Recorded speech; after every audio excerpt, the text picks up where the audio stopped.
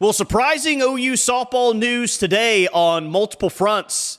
Paytn Monticelli, not only will she not be back with OU in 2026, she's already announced her destination. She's staying in the SEC, and she is going to LSU. So a lot to unpack here.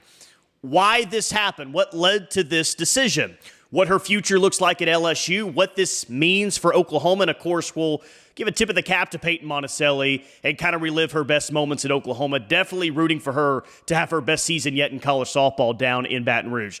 But you guys got opinions. I know you do. Drop those in the comments. I want to see them. What does this mean for Oklahoma in 2026 now that Paytn Monticelli is heading to LSU? Please like the video, subscribe to the channel, and remember, turn on those notifications so you know every single time I drop an OU softball video.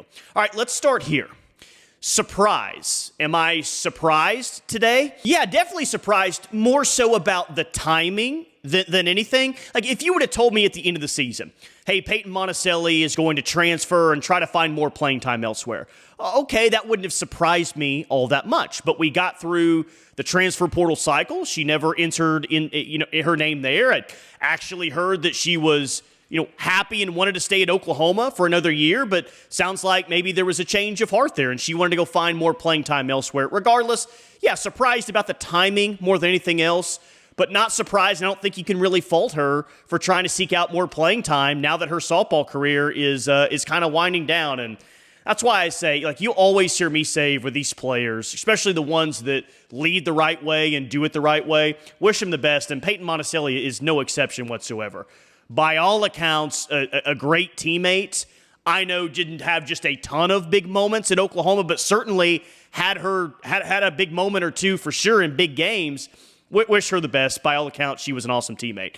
She said, "Thank you, Sooner Nation, for supporting me these past 2 years. This was not an easy decision to make. I have loved everything about being a Sooner, and I'm so grateful for every single person I have met along my journey with this program. Norman will always be so special to me." And of course, she had someone clap back at her, which I don't know why you would do that to someone like Paytn Monticelli. And she came back with an awesome response, made me even more of a fan of her. But hope it works out for her. So surprised, yeah, surprised about the timing. But I think LSU is a stop for her where she can definitely get more playing time. Now, I don't know the ins and outs of LSU's rotation next year. Clearly, OU's got Sydney Berzon, so that opens up opportunities. So I'm guessing that she probably feels, whether it's a reliever or a starter, she's going to have more opportunities. Because, Paytn Monticelli didn't get a ton of opportunities last season in a rotation that was pretty much dominated by one pitcher in Sam Landry. She had 21 1/3 innings last year, which was the least amount of innings pitched by any OU pitcher that was healthy enough to play last year.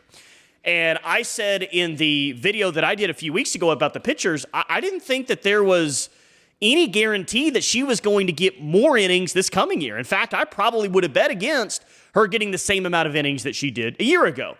And that's because you're going to be a lot deeper in the circle with pitchers like Sydney Berzon, and Miley Wachenio, and Alyssa Parker, and Audrey Lowry coming back, and even Kirsten Deal probably ahead of Monticelli at this point.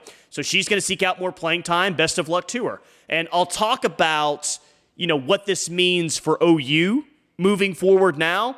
But we'll mention that Monticelli, a 3-star via Softball America in the portal, 88 overall player. Looked like Monticelli was up in Madison this summer playing some softball. Sounds like she did some good things, and hope she continues to do some good things and have her best season yet at college softball. I don't know if her full potential was ever recognized, but maybe with more innings, like maybe she can be the best version of herself. But clearly she just wasn't ever able to crack kind of the starting rotation or be that big-time reliever that maybe she thought she was going to be when she initially got to Oklahoma. But again, she had a great moment. She had other great moments. The biggest and the best moment that she had was one of the most important outs in the year of the four-peat, her first year at Oklahoma. So always be thankful for that. I'll always say thank you to Paytn Monticelli for getting that huge out against Texas in Game 2 of the championship series. It was one of, arguably, the biggest out made against Texas to secure the four-peat, and it was one of the biggest outs of the entire year. So, no, she didn't pitch a ton in her OU career, But in that situation she was put in, she came through. She came through and helped you win a softball game. So definitely won't forget about that. Good kid, again, that represented herself and the program very well. And I know a lot of you are saying, well, how is this possible? Like, forget the fact that didn't even know that she was in the transfer portal. How is this even possible that she's able to do this now and be immediately eligible with a team that's in the SEC? It's a great question. I was tagged in a tweet. Brady Vernon responded to a tweet that I was tagged in with the NCAA Committee on Legislative Relief kind of recently announced that there's a one-time waiver to allow D1 athletes. Basically, like, there's roster limits now, and softball's 25, and it's just another rule that didn't exist 10 years ago, heck, 5 years ago, that just allows, some of these players to be immediately eligible elsewhere. So I guess as part of the settlement, FBS athletic programs were held to stricter roster limits. Football 105, men's and women's basketball 15, softball, like I said, 25. And if an athlete is eligible to be placed on a DSA list and they haven't already been moved from the school's roster due to the House-mandated roster limits, eligible immediately. It's really hard to explain. You can go read it yourself if you would like. But all that to say, it's just another rule that's out there where Paytn Monticelli is immediately eligible and she can play at LSU next year. And I'm going to guess that she probably doesn't go there if she doesn't think that she's got an opportunity to contribute right away. So that's that when it comes to Paytn Monticelli in terms of choosing LSU. And, you think about what it means for Oklahoma. Well, what does it mean for OU? What does it mean for OU in 26? Well, it means that they go from 8 pitchers, which is a lot, to now 7 pitchers, a lot closer to the number that you were at last year. With all due respect to Paytn Monticelli, I don't think that this is a huge impact because you have so much depth around her, and there was no guarantee that she was even going to get the 21 and a third innings that she got last year. So the overall impact is, my mind's not changed on how good I think that this rotation could be and how good OU's pitching staff could be next year. My mind's not changed on that because I've always thought that the rotation, for the most part, is going to look like Berzon, it's going to look like Lowry, it's going to look like Wachenio, and it's going to look like Audrey Lowry thrown in there as well, Alyssa Parker thrown in there as well.